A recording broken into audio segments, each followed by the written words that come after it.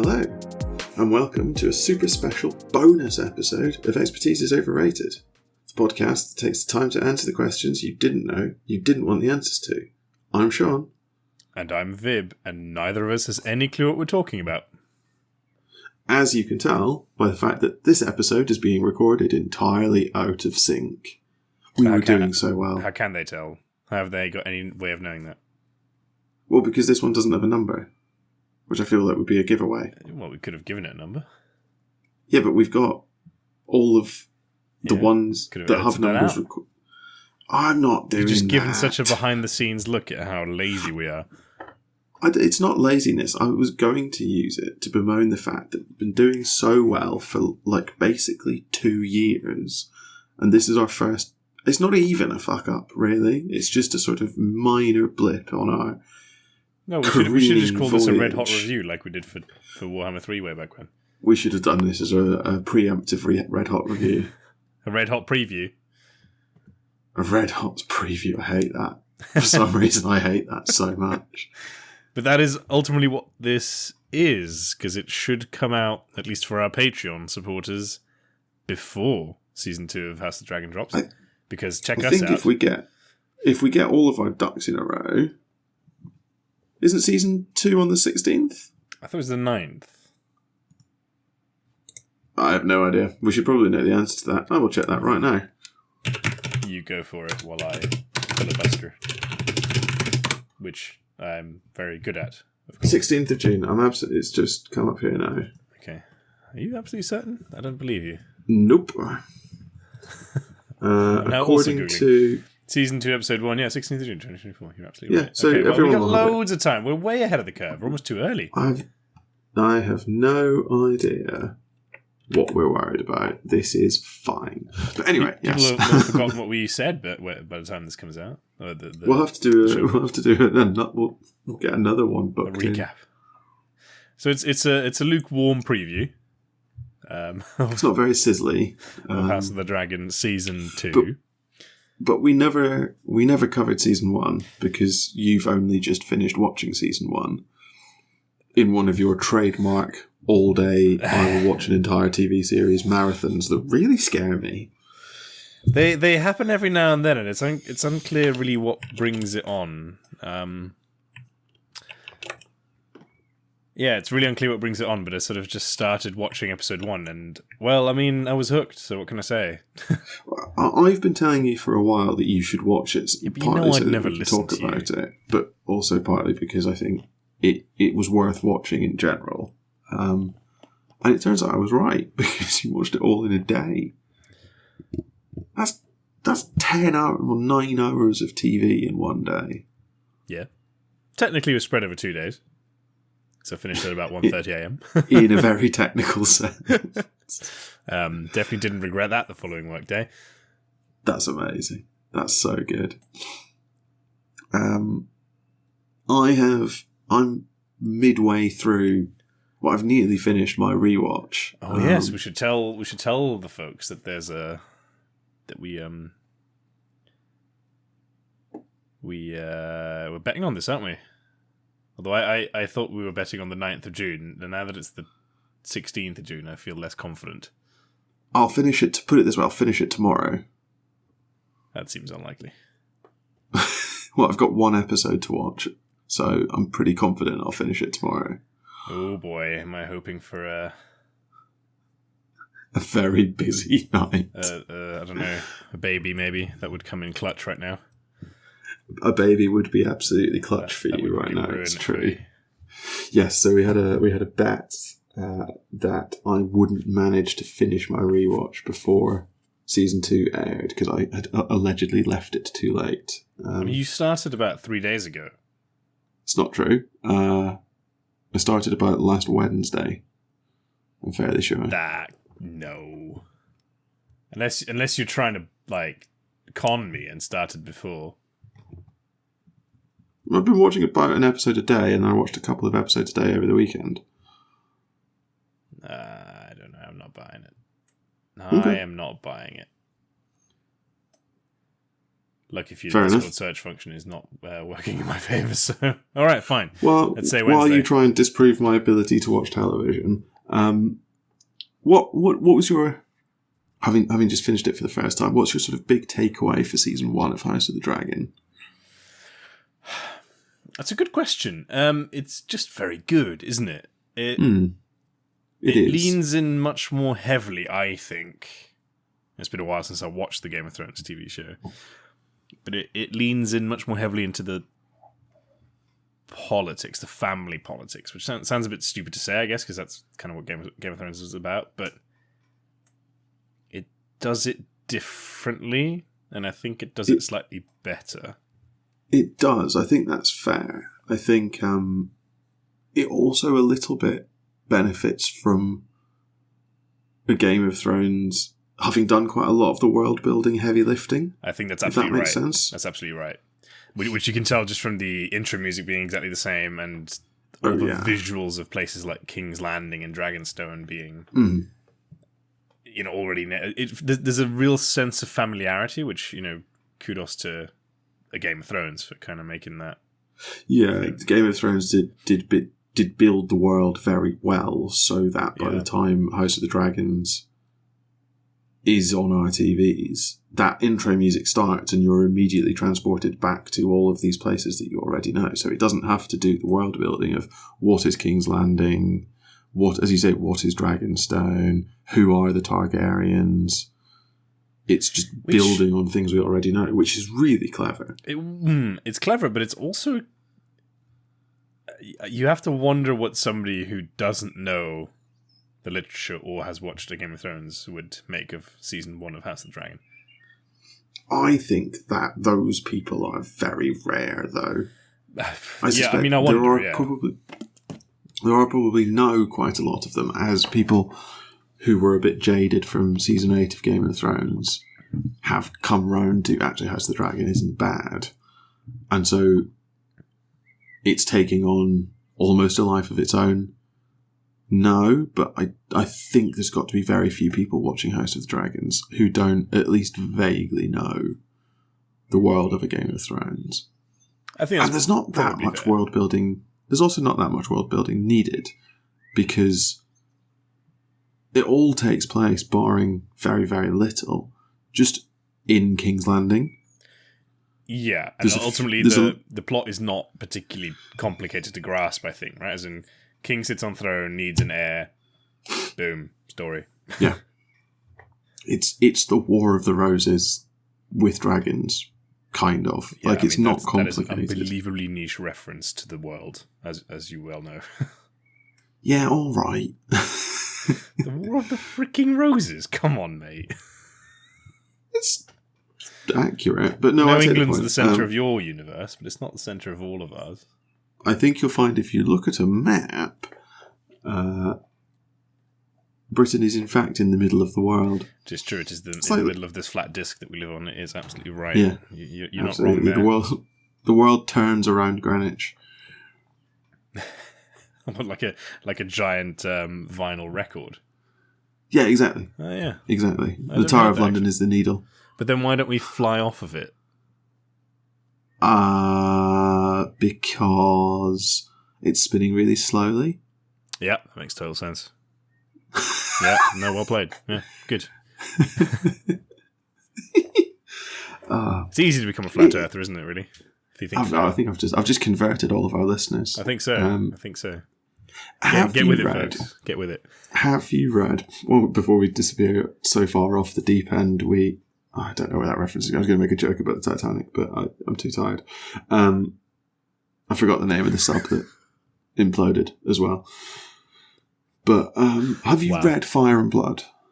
I have read Fire and Blood. Okay, you have. So although, funnily enough, I seem to remember very little of having read Fire and Blood. I think they have spun quite a lot out of 2.5 chapters in Fire and Blood. I think that was my problem. I was like, I don't understand quite how they're going to make multiple seasons of a television show from this. four or 5 seasons, I think we're getting. Yeah, from what was... I mean, don't get me wrong, it's a substantial part of the history of the Targaryens in Westeros. But it's not that much. It's a big fulcrum for the Targaryens as well. So the Dance of the Dragons, on which we should probably spoiler alert this for people who have not read Fire and Blood. Yes. So what follows is a very, very brief summary of how you get from the end of season 1 of House of the Dragon to Dany, basically. But the Dance of the Dragons is what breaks the Targaryen dynasty. It just takes a few generations to really bed in, because it's what more or less wipes out most of their dragons. Doesn't it wipe out all of them? No, the last of the dragons die during Aegon III's reign. Oh, yeah, but they're big dragons, aren't they, at that point? In a very technical sense. Yeah. But yeah, by that time, they're like dog-sized, basically. Because I feel like it's been credited that the Dance of the Dragons is kind of the extinction of the dragons. I think it's almost like an extinction event. They lose so many of them in such a short space of time that they're not really... What's left isn't able to repopulate effectively.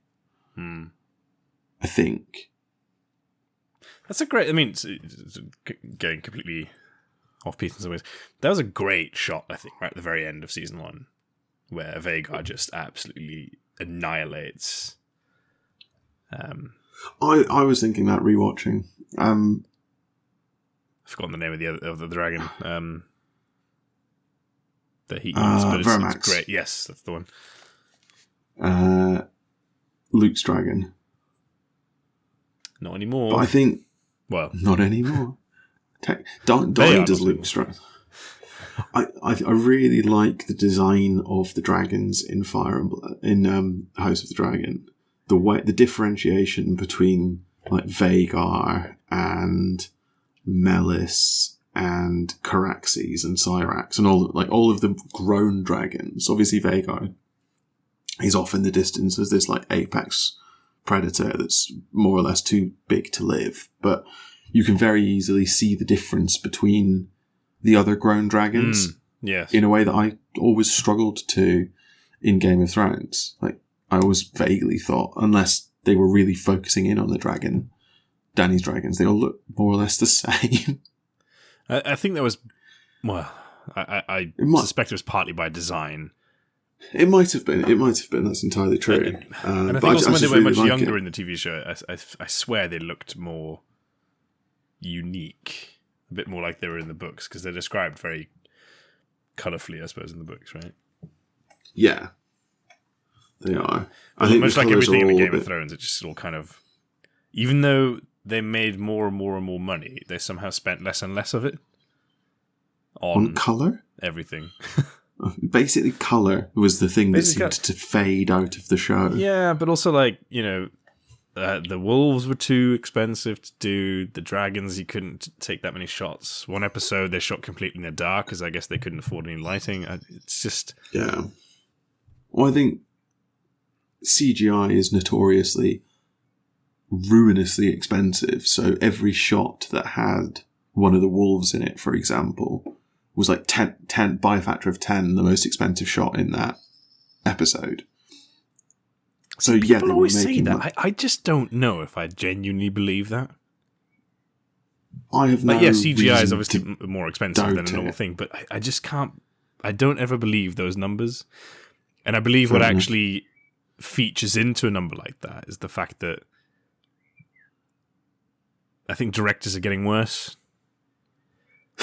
I've been seeing a lot of these posts on Reddit, for example, recently, of like comparing CGI from 2008. Particularly, people seem to gravitate towards Davy Jones from the Pirates of the Caribbean series, and comparing that to like modern CGI that you're seeing in Marvel films now. People saying like, "What the fuck happened?" And I think the answer to what the fuck happened is that actually, back then, people had a vision and instructed the animators and designers to implement that vision, whereas now it's just people change their minds all the time. The briefs change. It's all a complete and utter mess. So they don't have as much time. That's probably true. That is probably true. I can see that. I don't know that I agree that directors are getting worse. I think CGI has, a bit of a blanket statement, in a lot of ways, become easier. Or it looks easier. We've become better at doing it. So it's easier for a director to say, oh, can you change the tint of that wolf's coat? Or can you make the wolf look angrier? Or can it take an extra step here? Things that 10 years ago, 15 years ago, you just wouldn't have done because you would have essentially had to reanimate the whole scene from scratch. So there's more. I think there's more tinkering goes on potentially, and I also think that there's probably been a rise of cheaper animation studios, shall we say? That's probably also true. You're no longer resting on the backs of Pixar and DreamWorks to do 90% of all the animation on screen. That's probably also fair. They probably have this sort of call center phenomenon for animation teams now, where you just outsource it to the cheapest bidders. It's probably may or may not be good at their jobs. Probably not unfair. Probably not an unfair statement. But despite all that, though, I think to pull it back to what we're talking about, the animation, the CGI, the special effects in House of the Dragon worked really well. Really good. Like genuinely very good. Really, really good special effects. But I wonder if that's because there weren't all that many, or at least they weren't particularly obvious to me. Dragons aside. I think there's probably, other than the dragons, I don't know how much of it is practical effects. I imagine quite a lot, because they're reusing props and effects quite heavily. So it wouldn't surprise me at all to learn that they built that throne room in the Red Keep with the much better Iron Throne. I was literally thinking about that. You think it's better? I think I do. I don't think I like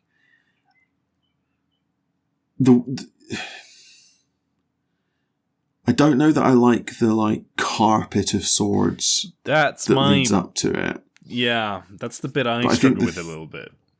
I think the throne itself looks better. Well, we finally at least see somebody injure themselves on the throne. Yes, we do. Can we go jumping around? Can we talk about how good Paddy Considine is as Viserys Targaryen? We must just, and not just him, but let's start with him because he's a genuine exemplar of this. Just phenomenally good acting throughout. He does so well. He does the full spectrum of what I sort of imagine Viserys' kingship to be like, right? Most of the time he's jovial, he's friendly, he just wants to, I think as Daemon says, he just wants to live a good life, be happy, hunt and hawk and feast. But every now and then you see these that little side to him, the I will have your tongue for that type moments, even as his body is failing him and all of that. I think it's such an impressive performance. And that's why I wonder, because it gets brought up a couple of times, right, that he's too weak and so on and so forth. But then, he's quite strong-willed and forceful, and, as you say, doesn't mince his words when he's like, I'll have your tongue for saying something like that. I think he's a terrible judge of character. I think that's more than weakness. He has poor judgment. Cue Otter Hightower, eh? Cue Otter Hightower, exactly. I mean, what the actual fuck, man? Viserys Targaryen is supposed to be a relatively smart, relatively wise, relatively benevolent ruler, and then somehow he doesn't see through the utter sleazeball that is Otter Hightower.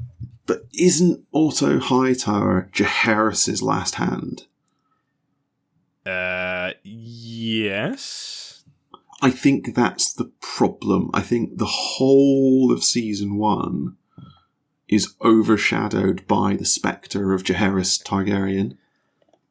Yes, so, I mean, it would be, let's be honest. It would be, the guy who binds the Seven Kingdoms together, or the 6.5 Kingdoms, or whatever it is. The king to rule them all, essentially. Well, exactly. He was it, what's the...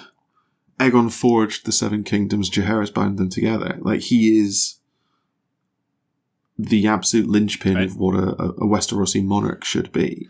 Before we move on, I hate the fact that you're saying Aegon. I know, it's got to me. Aegon. Yeah, let's be proper here, eh? Sorry, no. I hate it. That's the one thing I really hate about the show. The show really got to me with that. It should be Aegon. You're absolutely right. But no, so I think the problem that Viserys has with Otto Hightower is because Jaehaerys picks him to be his hand. Who is Viserys to throw him away? Viserys is not greater than Jaehaerys. He can't stand there and say, actually, no, this man that was picked by the greatest monarch that Westeros has ever had in the 3 monarchs it's had before me. It does very much beg the question. What was Hightower's play at the time? Or wasn't become hand? There wasn't one. Yeah, I guess become hand. I guess the whole succession thing only comes up later, right? But also, Otto is meant to have sent Alicent to read to Jaehaerys when he was on his deathbed as well. Like, that's a thing. I'm fairly sure from Fire and Blood. Yeah, but that's fine. Which may be the nothing. Motivation there is very different. That's a kind thing to do in some ways. It is probably a kind thing, but I wouldn't put it past Otto Hightower to be like, at the very least, it's a kindness, but it might pay more. To be completely clear, though, I do agree with you. How can you be so genre unaware to not recognise that the guy in the long flowing black robes with the goatee who calls you your grace so superciliously is probably not always acting in your best interests? Yeah. And then also to when Lionel dies, to then go back to Otto Hightower is just absolutely insane. That has to be Alicent's doing, though. Yeah, because her influence is growing. And that should just be illegal, right? That should just be illegal. Going back to Otto? Well, no, yeah. Specifically, write that into law. Any Otto Hightower can never be Hand of the King.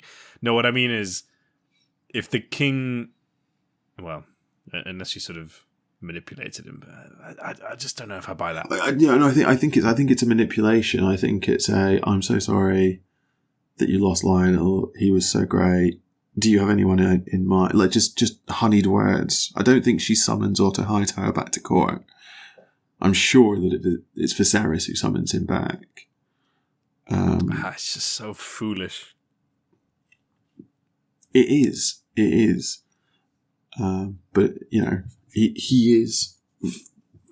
I think you're meant to think actually a very good hand as well. This is almost the problem. Yeah, in some ways it is almost the problem. He is very good at the job. He also just doesn't do it entirely selflessly. Yeah.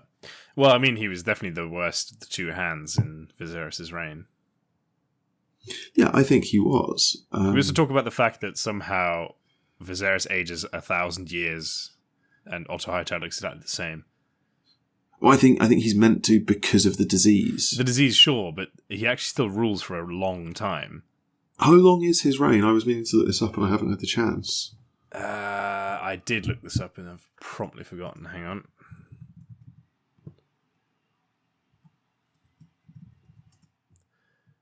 Sorry, I've just pulled it up. Just to clarify, I spelled reign. R-I-E-N-G. Yeah, that's gone well. Born... There's only one letter in the right place. How long did he rule for? Ruling from 103 AC to 129 AC.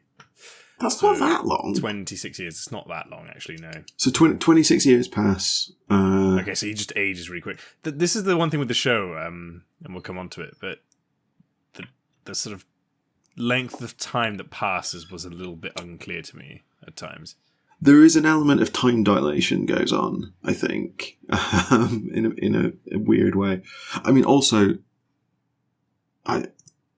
26 years isn't no time. And if Otto Hightower was old enough to serve as hand to Jaehaerys, like, he can't be a young man by the time Viserys dies. Like, he probably should be a little bit older looking than he is. But then I suppose Beesbury's on the small council at the very start, and then true. dies. So maybe, I don't know. Otto Hightower. I know. I guess if we move on from Otto, you can talk about the two main women in the show.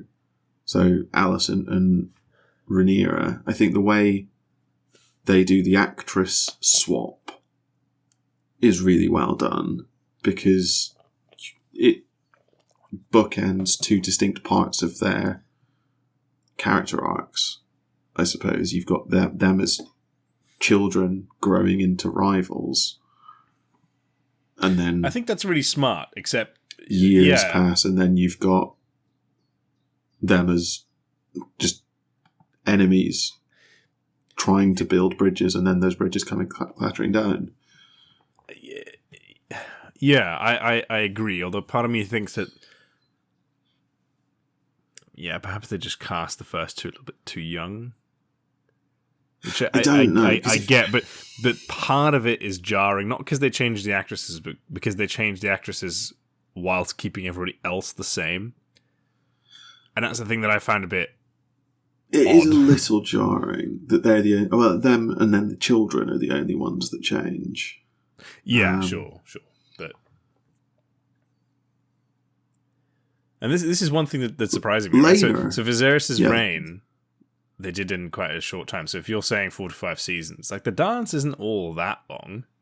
No, and that was the thing that I found quite surprising, actually. You get all of Viserys Targaryen's reign condensed into one season, and then the dance only lasts for like 2 years, 3 years, 2 or 3 years. Yeah, so they're gonna really need to spin it out. But I'm sure they will. I mean, I'm sure they will. Just give me Matt Damon swinging a sword. That's all I need for 4 years. Who? Matt Damon. I like that. Matt Smith, obviously. Give me Matt Damon as well. But just out of nowhere, a surprise Matt Damon comes in and plays Matt Damon. the Stark Matt Damon is Harry the Hammer. yeah. No, not Matt Damon. Matt Smith, obviously. Matt Smith's Daemon Targaryen. Daemon is great. Daemon is absolutely fantastic. I mean, they're all fantastic, but Daemon is just, he really acts that this guy is great, but there's something so sinister about him somewhere. Yeah, you really, I find I really oscillate on Daemon, because a lot of the way through the first few episodes, I kind of find myself a little bit on his side. Yeah, not 100%, but it just a little bit. Like, the council's clearly set against him. Otto's clearly against him. Viserys is trying his best. I think you can interpret the heir for a day toast in more than one way. Things like that. And then he kills his wife, who's I want to call Miranda Royce, but that's not right. No. Mrs. Royce, anyway. Mrs. Royce. And you're like, oh, this guy's actually really nasty. But then he's with Lena for ages, and he clearly seems to like her, but then he does a few other like really shitty things, and he's just always like swinging back and forth between these two sort of character extremes, which I think makes for a really compelling character. It really does, and I completely agree with you. In the beginning, I felt myself rooting for him, but I think partly because Otto disliked him so much. Yeah, that absolutely sets him. Damon is the only one who's just like straight up said, "Yeah, you're a cunt." Like, that's yeah. This guy does not have your best interests at heart. How do you not see that? Yeah, and that's unfortunate, right? Because like Damon's such a loose cannon. It's like, well, coming from you, that's just unfortunately you're the wrong person to be saying that. It is really, when he's married to Lena, that's the bit where I found myself most confused about his character at the time, because he seemed almost depressed? But were we supposed to think he was actually quite happy? I wasn't entirely sure about all that. I think. I've just finished watching those episodes. I think you're meant to think that he's trying to be content, but he knows that he's not. Essentially, that's why he's sort of sitting poring over old manuscripts and things like that. But he doesn't want to go back to Westeros because he knows he's not welcome in Westeros. Essentially. But he's not happy in Pentos because he knows that's not who he is, and that's effectively beneath him. It's an odd position to be in, that sort of brother to the king when the king has an heir, or several heirs, in Viserys' case, because unless you can secure a good match for yourself, like, you are just a nobody, essentially, especially if you're never really on, like, in your brother's councils. And this, for me, is... Yeah, this for me is like a really interesting point about him. Because he's not... I don't know. What do you think his... What do you think his ultimate goal is? Like, does he want to be king from the beginning? Is that something he's after? I don't think he cares about the position. I think he wants to be valued in his own right, not just as... Not merely valued and respected because he's Viserys' brother, but because he himself is something. Because if you think, like, when he wins the war in the Stepstones, for example, he returns to court and instantly bends the knee to Viserys and offers up his crown. Exactly, yeah.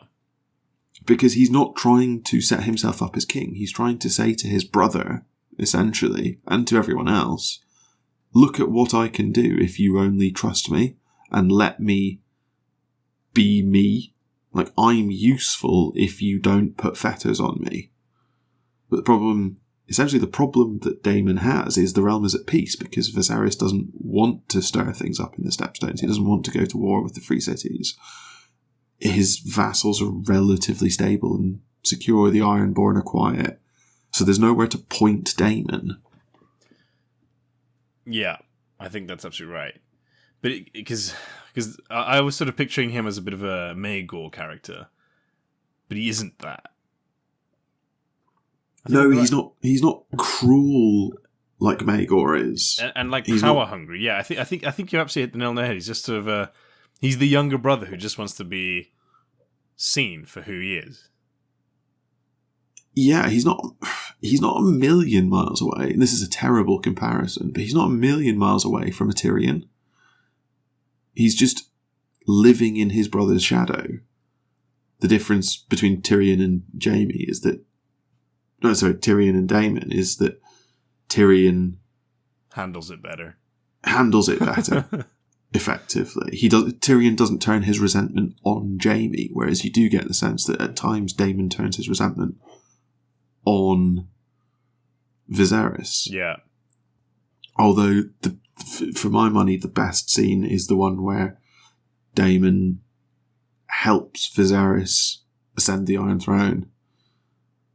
When Viserys has thrown off everyone else from assisting him, he says, I will climb this myself, and he falls and the crown falls off his head. It's Daemon that picks him up and puts the crown back on his head and helps him to the throne. Yeah, and this is the imagery of those two. It's so very Targaryen. Yeah. It's what Daeron II and Daemon Blackfire, both of whom we've spoken about before, should have been. It's the same relationship, essentially. Yeah. Like the placator king and the warrior by his side. Yeah, no, absolutely. And that's the thing, right? Because he wields Dark Sister very effectively. Yeah. Seemingly. I mean, he gets his ass kicked in the first turning, which is great. But I absolutely love Kristen Cole beating the shit out of him. I hate Kristen Cole by the end of Oh God, season 1. I don't know. That was quite the arc. Because I started being like, yeah, this guy. I'm all here for this guy. Hell yes, to Kristen. And then he somehow gets it on with Rhaenyra, and you're like, oh, hang on a minute, things are slipping a bit away from him a little bit, and then, oh no, he turns into a right douche. He turns into such a douche. It's so funny. I mean, can we talk about how he just kills what's his face on the council, and then but why? Harold Westerling. I tell you what, Harold Westerling is doing a masterful job of being really confused in that council session. I don't really know what's meant to have happened to him. Does he reappear in an episode that I've not seen? Is he in the last episode? Because Sir Arik appears with Viserys' crown. What happens to Harold Westerling? Does he just go and sit in a corner until they crown Aegon and then pretend nothing has happened? But is he in the room in that scene? Yeah. Him and Kristen Cole point swords at each other. No, and then he takes his white cloak off when Alicent sends him to... No, oh, shit, yeah, Otto sends him to arrest Rhaenyra, and he's like, I'm not surely he meets up with... Yeah, surely he meets up with Rhaenyra. Is it not him who gives the crown? No, it's the other guy. No, it's either Arik or Eric. One of the twins. I mean, I was sure that he was going to die. I was like, there's no way they're going to let him walk out of that room, which is a bit of an odd one for me. I wonder if he's a bit of a Barristan character, and it's like, well, you can't really stop him from walking out of the room. Potentially. Potentially. I mean, there's not much about him in the books, right? So I guess we'll find out where he ends up. I think they're going to do exactly what you just said. I think they'll make him a Barristan. He'll come in at the right moment in season 2. I suspect that's probably right. But no, you're absolutely right. We should for a moment talk about the fact that Kristen Cole just absolutely fucking murders someone in the Green Council. Like, at some point, he turns into an absolute madman, right? And I guess it's because he slept with the heir once, and somehow that turned him into a complete and utter douchebag. Well, he lays his soul bare. It's on the trip back from Driftmark after Rhaenyra has been betrothed to Laenor. And he says to her, don't marry Laenor, run away with me to the Free Cities, where we can, marry, and our names won't matter. See, but I just, at that point, Rhaenyra's I don't really buy that relationship is deep enough. I'm not going to do that because I'm the heir to the throne and I can't just run away from my duty. And he's like, but you've soiled my duty. And I was like, well, you kind of did that yourself a little bit. See, you've touched on an interesting point there, though, right? Because there's an element of what we like to refer to as use your words often when we talk about the Dresden Files. This bizarre need, and I kind of get it, but I also think it could have avoided a lot of trouble. This bizarre need for secrecy when it comes to the Song of Ice and Fire that they really lean into here. You know, if I don't like that, I have to say. If Viserys just goes, she has to be the heir because of this, and you don't have to necessarily go as far as saying because there's an army of undead coming to stomp us, but you just put that down almost in law, being like, there is a very good reason why this is my heir. Yeah. And then we avoid all of this fucking nonsense. Well, maybe not all of it, but then you have much more of a thing, especially in that conversation that she has with Kristen Cole, where she could just be like, no, it's actually really quite important for the realm that I don't do that, you know? No, it's... I don't like the introduction of Aegon's Song of Ice and Fire. I think that cheapens the dance somehow. Because I was going to come on to this slightly later, but cheapens isn't the right word. The dance is meant to be stupid and futile and pointless. The whole war is meant to be stupid. Yeah, whereas now, I think you've given the blacks the complete and utter moral high ground. Yeah, Rhaenyra has the moral high ground in this because she believes herself to be the prophesied warrior to unite the Seven Kingdoms, or to spawn the dynasty that unites the Seven Kingdoms. Black's referring to green versus black, by the way, just to clarify, because I feel we haven't actually mentioned that is what we're talking about. Yeah, I don't like it. I don't think you need it, and I don't think tying it all to the dagger that's sent to cut Bran's throat. Like I don't know. It feels too Easter eggy to me. Massively so. I remember when that scene happened, I was like, I don't remember seeing any of this in any of the literature. That's like a real thing. It's not. It's not at all. It's not at all in Fire and Blood. Which, to be fair, it wouldn't be if it's a secret conversation between Viserys and Rhaenyra. And I guess we wouldn't necessarily know about it in A Song of Ice and Fire either, because the Targaryens are, the ones who would know are dead. So yeah, there's no one for that message to have been passed to. But they just did it in a slightly... We need a valid reason for all this to make sense for one side, not the other, I think. Which perhaps will turn out to be the correct thing to have done, because ultimately you need to make a TV show out of this. Yeah. And as you say, like you can't really do 4 seasons of futile fighting for no reason. No. I think you could. You just have to be very careful about it. Maybe. But I think what made Game of Thrones so appealing is that actually everybody had quite well-defined motives and reasons, and you could kind of root for different people because of those reasons. I think what did it for me is Alicent goes to Otto and says, the king has died, and in his last moments, he told me Aegon should be king. And we're shown that scene, and we as the audience know that that's not what he meant. That's the problem. Yeah. So also not what you said. Know it's not what he said, but it is an interpretation. Like, no, it's not, because he literally says it needs to be you to his wife, who is not the heir, right? Like it's so clearly not. No, I think it's your son or it's our son. But he says Aegon. It must. You have to unite the realms, is what he says. It must be I can't remember the exact phrasing. Doesn't he say it must be you? It is you? I think he says it is you. No, it must be you, is what he says. No, yeah. It is unclear enough that Alicent's misinterpretation, not having any of the other facts, is a thing I'm okay with them hanging stuff on. Yeah. The problem is, I, as the viewer, know she's wrong. We, as the viewer, know she's wrong. We also, as the viewer... It's such a cheap end for Viserys Targaryen, I think has done actually such a good job throughout, relatively. Yeah. It really cheapens his entire life that ultimately he's the one who causes the war. Not even accidentally. Yeah. It should be Otto, I think. I think it should be Otto who essentially forcibly crowns Aegon. As in, because they set up the thing anyway, right? Where they were scheming to... They were scheming anyway. Yeah, that's the thing. So and I think a conflict to Alicent would have been much more interesting to watch. Not one who thinks that her husband did in fact change his mind at the very end.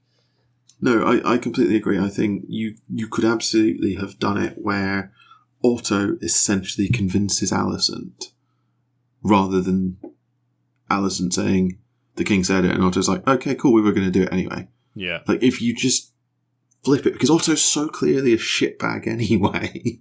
Yeah. Make the whole thing his fault, but make Alicent complicit in the decision, but not the driving force behind the decision. So you still give her that conflict point. Because now ultimately what could happen is that Rhaenyra and Alicent could just have an honest conversation to clear things up, which, you can't have that. So it can't happen, and it won't happen. But you're right. It could happen. And I don't know. I don't like it. Like the fact there's some miscommunication is just really dumb. I think, as you say, just go through the route of Otto being the mastermind of this. But also, the rest of the council as well. I like the fact that guy whose name we never learn, I don't think, who's sitting on Alicent's left, Lionel Strong's replacement is like, oh yeah, no, we're definitely going to do this because fuck having a queen. Yeah. And the Grand Maester seems in on it. Mr. Lannister, whatever his name is, seems in on it just because he's a douche. Like, that's fine. Mr. Just Lannister. make it a conspiracy by men. I'm okay with that. Because that's also the conflict point that everyone has been calling out up to this point. Men will not accept, the Lords of Westeros will not accept a woman on the Iron Throne. Yeah. Rhaenys has been saying that since the start. So just make her right. Oh, she's make that the bit by that the way. Viserys. She's great. She's really, really good. Actually, let's circle back around. I mean, I fully agree with what you just said. The acting, just stunningly good, no? Even the kids, I think, as well. So, generally speaking, when you put child actors on screen, you're taking a massive risk. But I thought they were really good in this. I thought they've done really, really well. You mean like the young boys? Like Aemon, young Aemon, young Luke, young Jace, even young Alicent and young Rhaenyra. But those actors are not child actors. They're not actually children, but like because that would be hella inappropriate. That would have been illegal. Yeah, that would have been not hella not inappropriate, kosher. illegal. Same thing. No, very much a bad idea. That scene where Viserys goes on a walk with I've forgotten the name again already. Velaryon. Oh, Lena. Yes, as that was horrible. To go for like the match, and like you can tell instantly that I don't know if it's the actor playing it or if it's genuinely the actor being like, "Whoa, this is fucked up." But it was fucked up. It was really jarring to watch that. It's like, oh, that is horrid, and that is what Westeros is like. Yeah, everyone thinks that would be okay. Everyone except for Rhaenys is like, yeah, probably okay. Yeah, well, and you've just got, I think, he's and very Viserys, about the whole thing. And you've got Corlys Velaryon just grasping all the time. I think that storyline so far has been really well done. The Velaryon, or I guess Corlys's internal struggle for glory. I think Corlys is great. I thought Vaemond was great as well until he lost half his head, which was very funny. Great. That was really good. He can keep his tongue in such a baller line. I also just love that nobody does anything. This guy just cuts off that man's head in the throne room, and everyone's like, this guy who was presenting his claim to the to the Driftwood throne to the king. The king's like, I will have your tongue, and then Daemon just kills him. I guess Viserys is like, yeah, I suppose that's all right.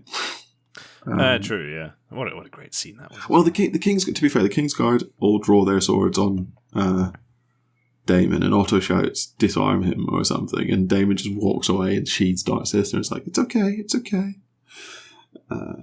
It's very funny. I really like it. Then you've got Aemond one eye in the corner, like panting as he watches it. But I go back to Corlys. I think you're right. The Velaryon, his bit of the Velaryon storyline is really well done. I'm going to make myself slightly unpopular and say I think there was not necessarily a mistake. I don't like that Jace and Luke and Joffrey's parentage is so obvious. Yeah. I think it was pretty deliberate to really emphasize that point. I think you're probably right. But when I read Fire and Blood, where obviously it's a massive plot point as well, I always was of the opinion, like, I thought from reading Fire and Blood that it was probably the case that Harwin Strong was their father. That was my take on it as well. Certain. This was so unbelievably obvious in the show. Like, they genuinely look exactly like Harwin Strong. And they also, as you're alluding to, look absolutely nothing like Laenor. But they also don't even really look like Rhaenyra. Like it's almost like Strong just had some offspring by himself. It's like, this is a bit. Well, it's like the Well, it's like the Baratheon genes, isn't it? Yeah. Coming through. Every Baratheon child just looks like Robert. I don't know. Which is odd, because I thought Targaryen traits were supposed to be fairly dominant, genetically speaking. I think they are dominant, but there are more dominant, if that makes sense. Perhaps. So I think they always fall behind Baratheon, for example. Yeah, and I guess I say that because, they always look alike, but then there's so much inbreeding that's probably what does that. And obviously Jon looks like a Stark, despite having a Targaryen father.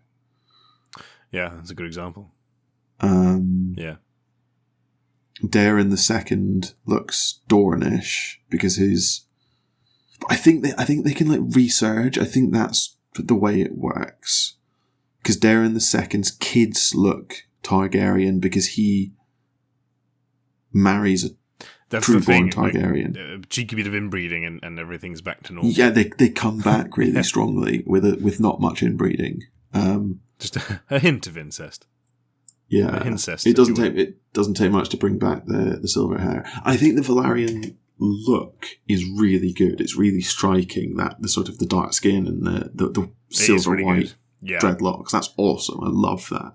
I know, but it does undermine the point, as in, if there's to be any kind of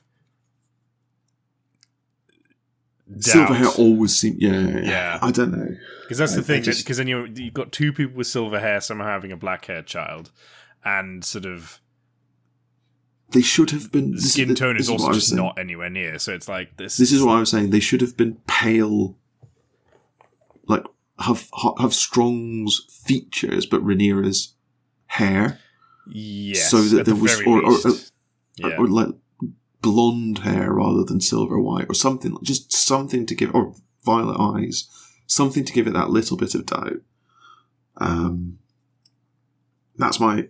Because you contrast it with Daemon and Laena's kids, who basically look mixed race. Yeah.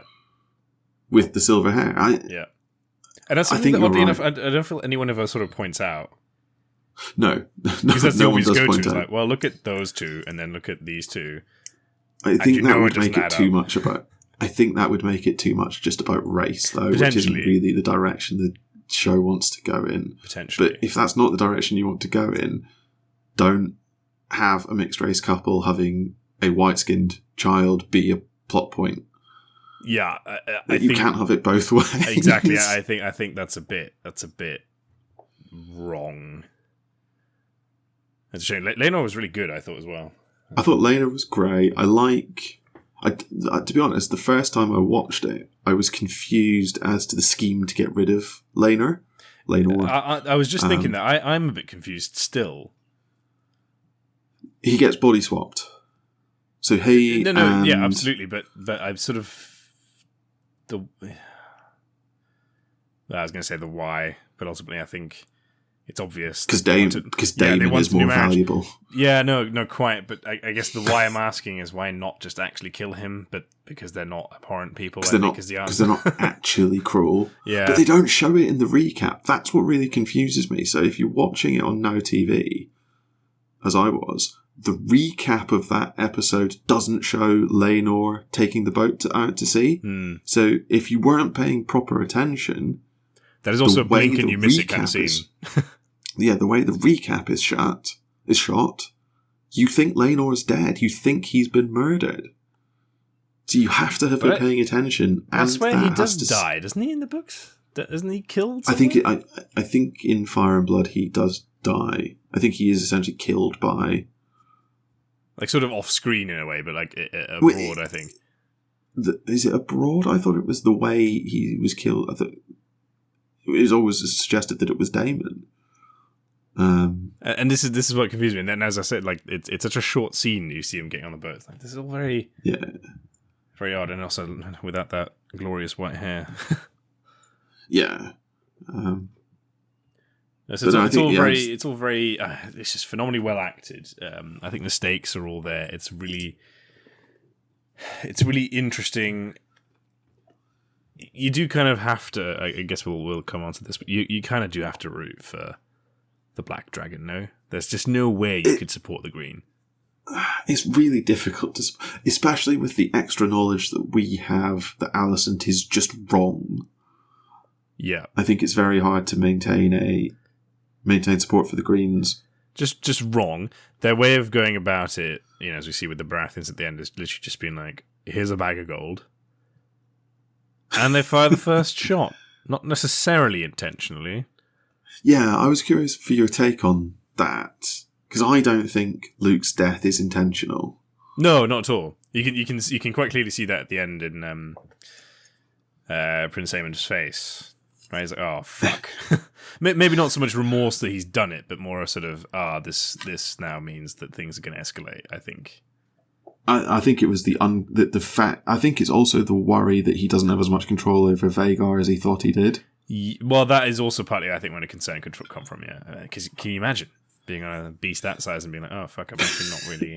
being on Vhagar and being like, oh, I might not be able to get off this if I'm not careful. I mean, you do have to wonder what Luke was thinking in terms of going for a frontal attack with some fire. Luke is an idiot. Quite. Luke is absolutely he was in the clear, like, just go. Just fucking leave. Just get out. I think he was ashamed that he'd run, though. But, I mean, like, it's Aemond. It's Aemond who you've just seen beat the shit out of Criston Cole on the training field, riding the largest dragon in existence. Running is fine. Fine. It'll turn out that he's actually a dream seer, and he realised that he had to die in order to start the war that somehow solves everything, even though the war does nothing. Spoilers, Rhaenyra wins the war, because Aegon III is her child. So, like, it's just a lot of fighting and a lot of dead bodies for Rhaenyra's son to end up on the Iron Throne. Well, yeah, but they have to clear the decks in some ways, right? Because virtually everybody else dies. But this is something that you mentioned earlier today, before we obviously started recording. It's like, this all could have just been fixed like very easily if Alicent had just taken the deal. There are so many attempts to fix it. The let's marry Jace to Helena is a great deal. That's a fantastic deal. That fixes everything. It's also much better for Helena to be married to Jace. Book, by the way? I think she's always meant to have been really quiet and introverted. I don't think she's meant to be quite as touched, shall we say, as she is in the show. But it's an exaggeration, I suppose. There's definitely an episode coming in season 2 that I don't want to watch. No, go on. Well, we've got Blood and Cheese to come. From Fire and Blood, which features Helena and her children quite massively, that I don't really want to see them put on screen. But I'm sure it'll be fine. Yeah, I'm sure it will be. There's also...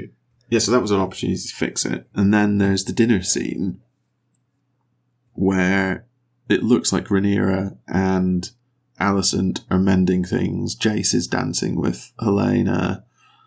Like, everything is going really, really well. Even Otto seems to be happy with the direction things are going in. And then someone puts a suckling pig down in front of Aemond. And Luke starts giggling and you're like, oh no. This is it. This is the end. Yeah, that you can definitely tell. And then Aemond gives the three strong boys toast, and everyone's like, "Oh, I guess that's the war." Yeah. That is absolutely the one. I mean, Aemond is just fucking creepy. Yeah, he's pretty special as characters go. Don't bully the younger brother, you know? I think that's a lesson you can learn from that. Yeah, you have to wonder how much of how Aemond ending up the way he is because actually Aegon is such a shit older brother. Aegon is just a massive shit.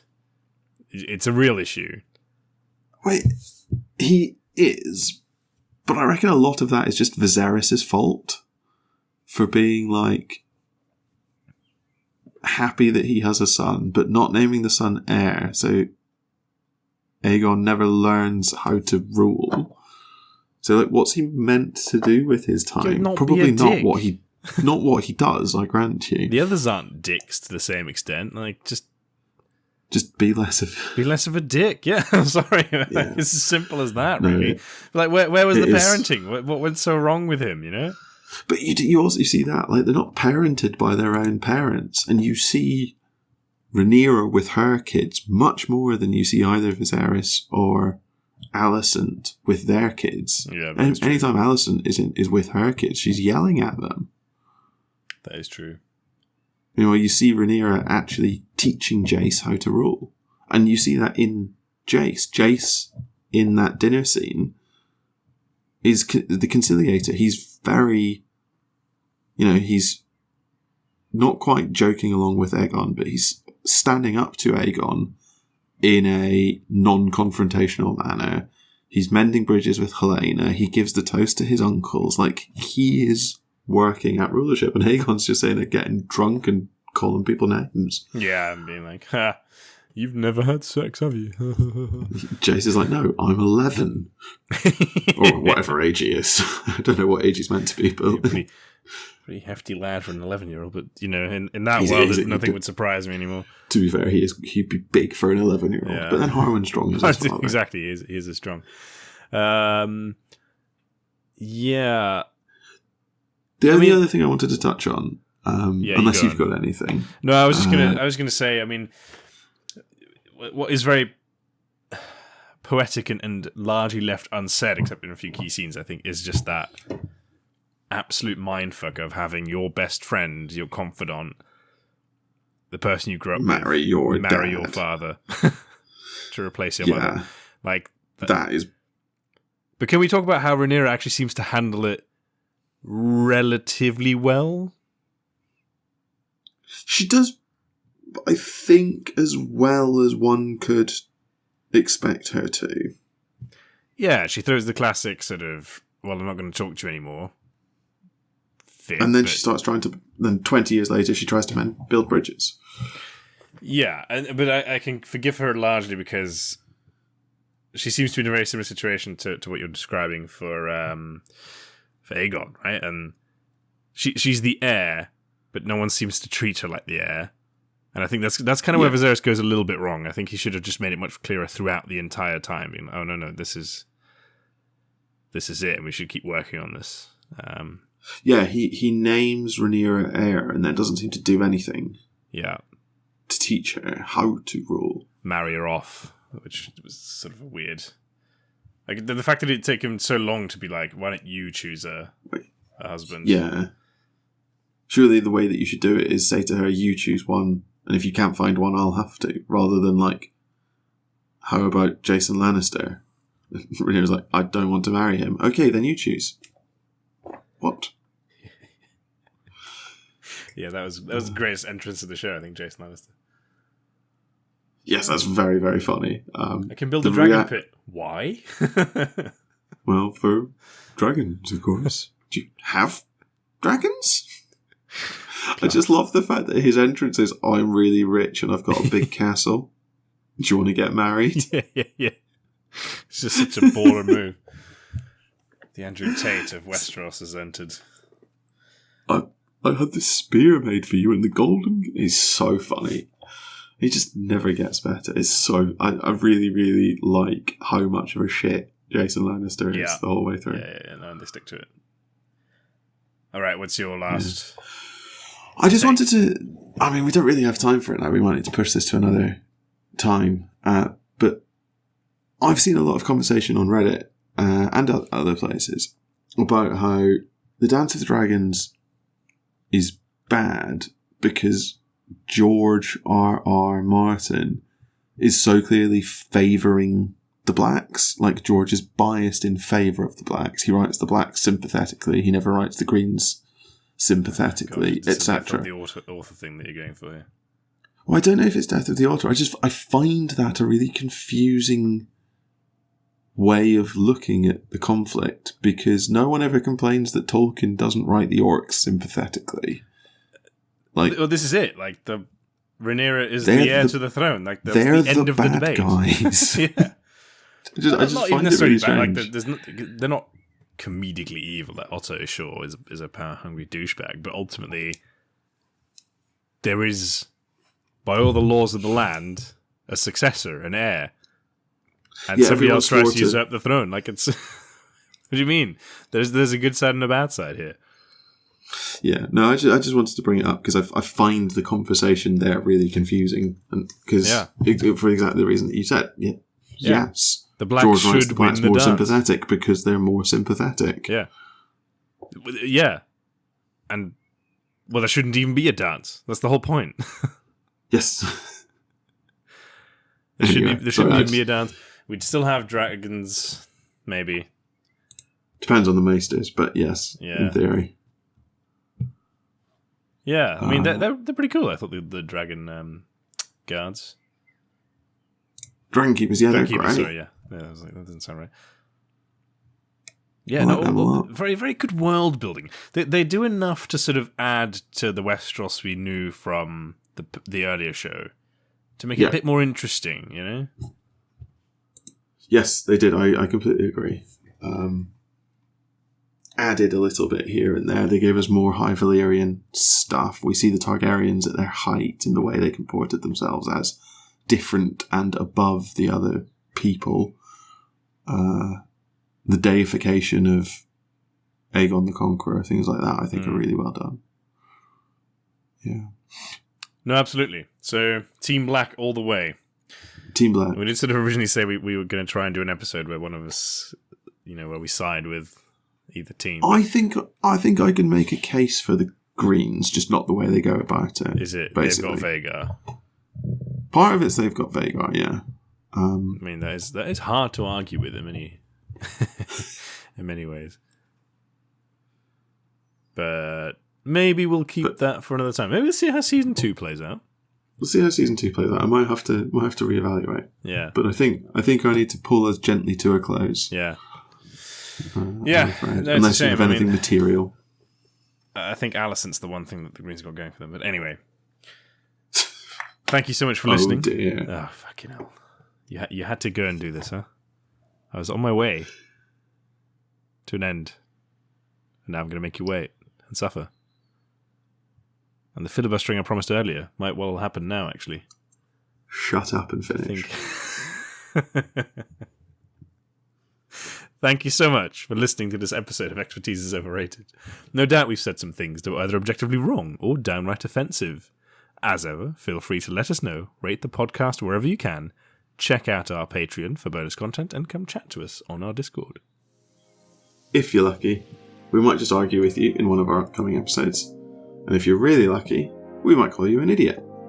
Come back next time for some more absolute nonsense.